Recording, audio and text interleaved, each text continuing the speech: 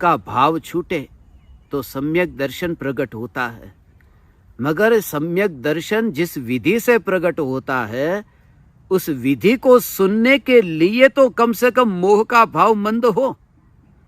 जो मोह के भाव में इतना इतना इतना तल्लीन है कि ये चैतन्य परमात्मा की पुकार सुनने तक भी उसको भाव नहीं आता, तो वह निराकुलता रूप शांति का भाव तो बहुत दूर है उसके लिए।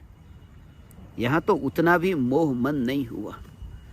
ऐसा है, इतना अंतर में अहोभाव, ये न्यायक देव के प्रति अहोभाव ऐसा जगा नहीं। ये चैतन्य की पुकार के प्रति अहोभाव नहीं जगा, इसलिए ये पुकार है हर किसी को हजम नहीं होती। बहुत बहुत बहुत कठोर लगती है।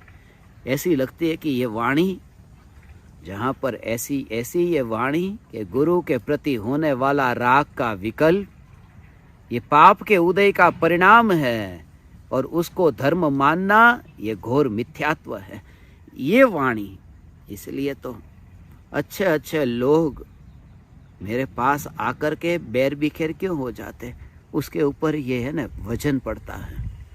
टेबल के ऊपर तुम है ना, जिसमें वो अभी ऐसी शक्ति नहीं है, उसके ऊपर तुम 20-20 किलो वजन रखो, जो 2 किलो में टेबल गिर जाएगा, टूट जाएगा। उसके ऊपर 20 किलो का वजन रखो, उसका क्या हाल होगा।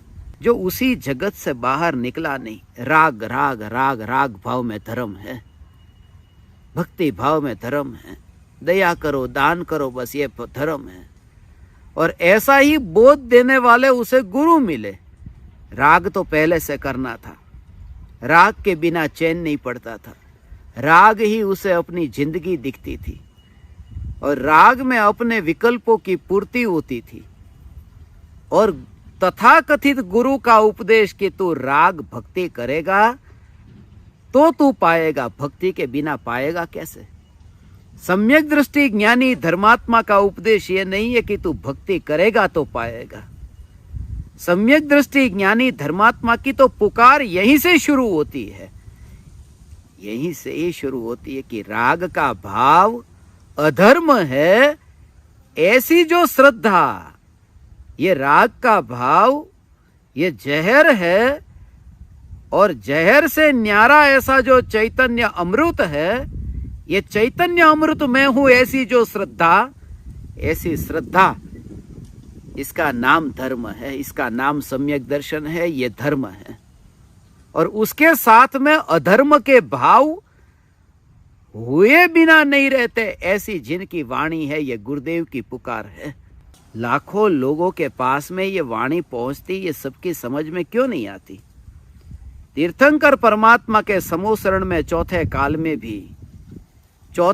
में भी तीर्थंकर परमात्मा के योग में भी ये वाणी सुनते थे न। 3-3 गति के जीव ये वाणी सुनने जाते थे, मगर फिर भी उस काल में भी हो, चौथा काल 5वें काल का कोई संबंध नहीं है भगवान। चौथे काल में भी वो 6 महीने 8 समय में 608 जीव मोक्ष में जाते थे।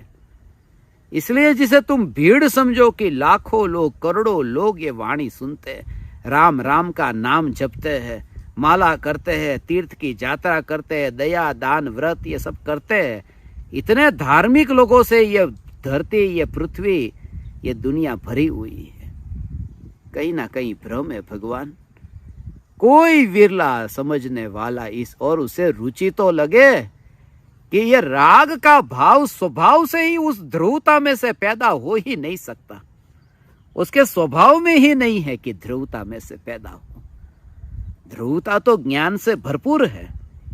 वो ज्ञान से भरपूर जो है, जहां अंदर ऐसा वो जो सोने का ही, ऐसा बिस्कुट जो सोने का ही है, गिलेट किया हुआ नहीं, ऊपर ऊपर से गिलेट किया ऐसा नहीं, ऊपर आवरण लगा ऐसा नहीं, वो पूरा जो ऐसा सोने से ही बना हुआ, ऊपर अंदर सब जगह वो सोना ही सोना। अब उस सोने के बिस्कुट में से, उसमें से लोहे के परमाणु कैसे निकलेंगे, जिसके अंदर पूरी घनता है। ऐसा ये चैतन्य परमात्मा, जिसके अंतर में ऐसी ज्ञान की घनता है, उस घनता में से विकल्प पैदा नहीं हो सकता। ऐसा तेरे अंतर में जोर तो आए, ऐसा जोर आए।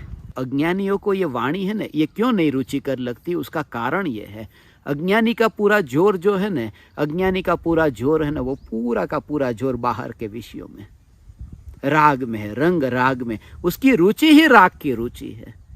और सदगुरु देव तो ये कैसे कह सकते तू राग कर, वो कह ही नहीं सकते, क्योंकि किसी को कैसे कह सकते तू अधर्म कर। अधर्म करने का उपदेश ज्ञानियों का होता ही नहीं है। तीर्थंकर परमात्मा की दिव्य ध्वनि में गुरु की भक्ति करने का भाव तू कर, ऐसा उपदेश नहीं था।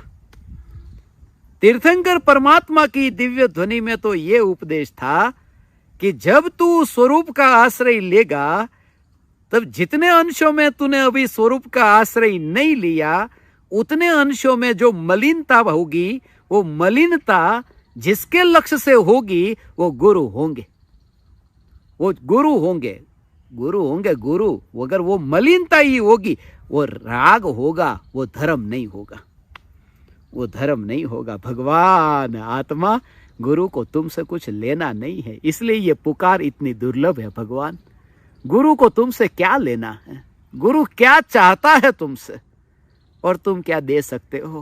हे चैतन्य परमात्मा, तुम गुरु के पैर दबाओ, गुरु का सिर दबाओ, गुरु को मालिश करो, गुरु को खाना दो, गुरु का ध्यान रखो, मगर वह तो गुरु है ही नहीं, वो तो मुर्दा है, वो मुर्दा है। ओ हो भीतर में अंतर में, जो अंतर में चैतन्य आनंद में गुरु कोई शरीर थोड़ी है। भगवान आत्मा ये परम कृपालु देव हो।